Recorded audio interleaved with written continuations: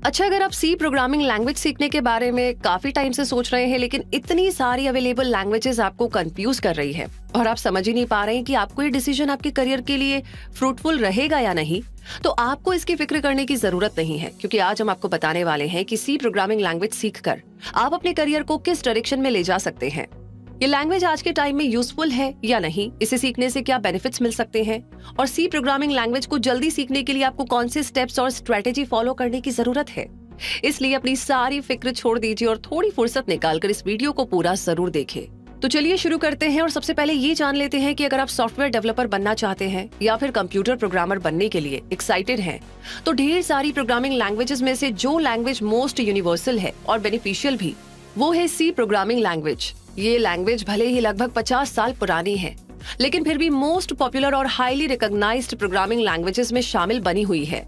ये language popular होने के साथ वर्सेटाइल भी है, तभी तो इसका यूज बहुत सारी एप्लीकेशंस पे हुआ करता है।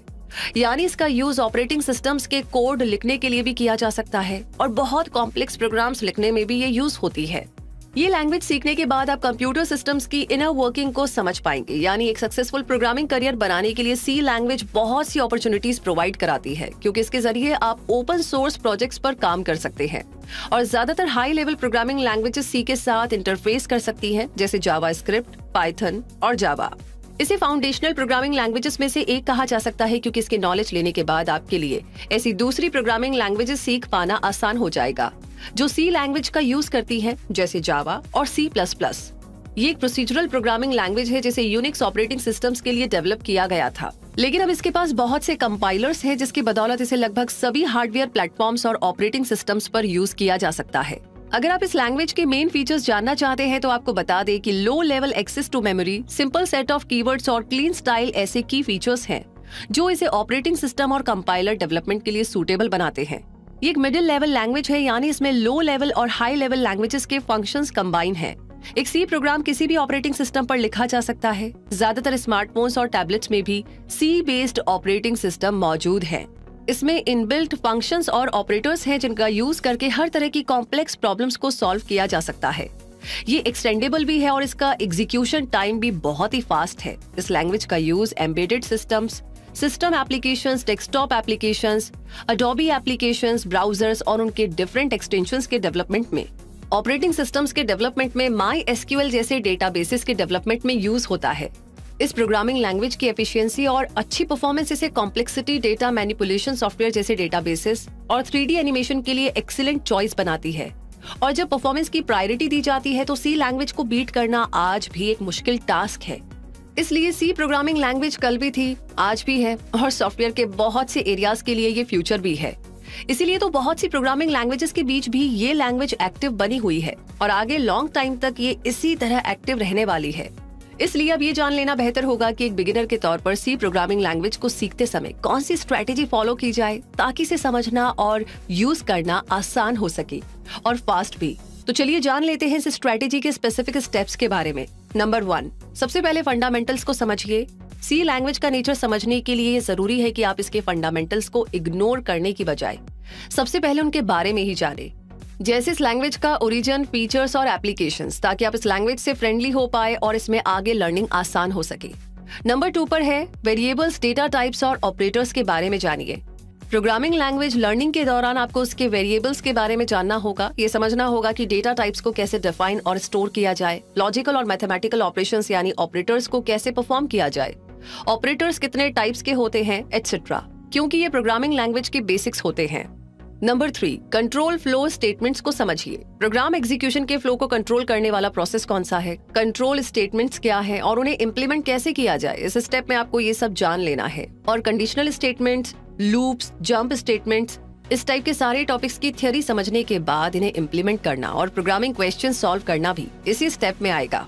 नंबर 4, सी लैंग्वेज के फंक्शन से फेमिलियर होना।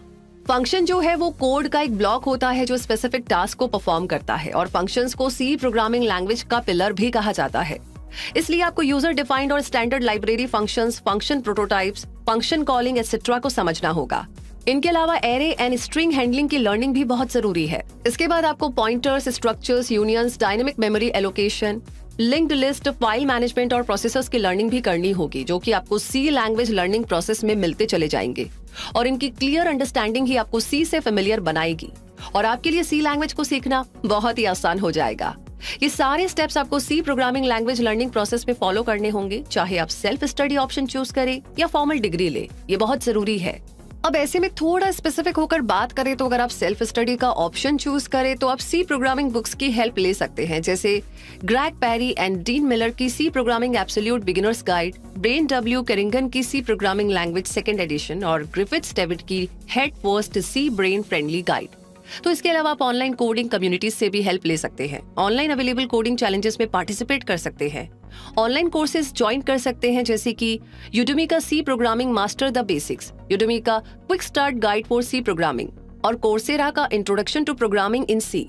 और यूट्यूब तो आपकी हेल्प के लिए हमेशा अवेलेबल है ही। और अगर आप फॉर्मल एजुकेशन लेना चाहते हैं ताकि लार्ज इंटरप्राइजेज में अपना करियर शुरू कर सके, तो फिर आपको कंप्यूटर प्रोग्रामिंग या सॉफ्टवेयर इंजीनियरिंग में बैचलर डिग्री लेनी चाहिए, जिसके बाद अगर आप मास्टर्स करें तो आपके करियर को अच्छी खासी हाइक भी मिल सकती है। और सी प्रोग्रामिंग में सर्टिफिकेशन करने से सी लैंग्वेज पर आपकी कमांड तो बनेगी ही। आपकी डिजायर्ड कंपनीज में एम्प्लॉयर्स के आगे आपका इंप्रेशन भी काफी स्ट्रांग बनेगा और इसका मतलब तो आप समझ ही गए होंगे कि आपकी डिजायर्ड जॉब मिलने के चांसेस भी काफी बढ़ जाएंगे।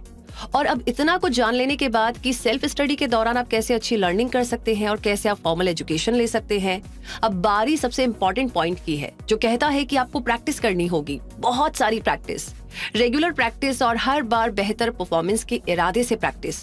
क्योंकि प्रोग्रामिंग ऐसी लर्निंग है जिसे करके ही सीखा जा सकता है, इसलिए प्रैक्टिस करते रहिए। इंडिपेंडेंट सी प्रोजेक्ट्स बनाइए, छोटे छोटे फ्रीलांस प्रोजेक्ट से शुरुआत करें। अगर आप अपने किसी दोस्त या फैमिली मेंबर को ये लैंग्वेज टीच कर सकते हैं, पढ़ा सकते हैं, तो कीजिए, क्योंकि जितनी ज्यादा प्रैक्टिस उतनी ज्यादा मास्टरी, एफिशिएंसी और एक्सीलेंस। इसलिए मुद्दा मामला ऐसा है कि आपको जिस भी तरीके से सी प्रोग्रामिंग लैंग्वेज सीखने का मन हो वैसे सीखिए, लोगों को सिखाकर, अपने आप को सिखाकर, बार बार प्रैक्टिस करके, जिस किसी भी तरीके से।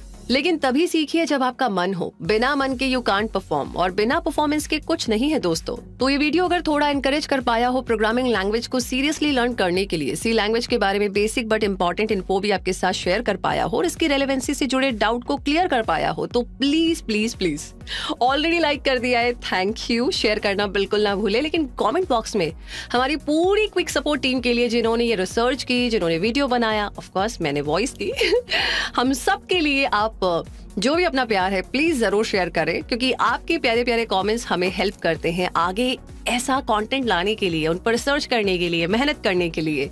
और पहली बार अगर आप हमारे चैनल पर आए हैं तो आपका मोस्ट वेलकम है। आपको भी ऐसी जानकारियां हमेशा मिलती रहे तो उसके लिए सब्सक्राइब करके बेल आइकन प्रेस कर दीजिए, ताकि कोई भी जानकारी, कोई भी नोटिफिकेशन कभी भी आप मिस ना करें। रूबी मिलेगी अगले वीडियो में आपके साथ बहुत जल्दी ही। तब तक के लिए जुड़े रहिए क्विक सपोर्ट के साथ। धन्यवाद।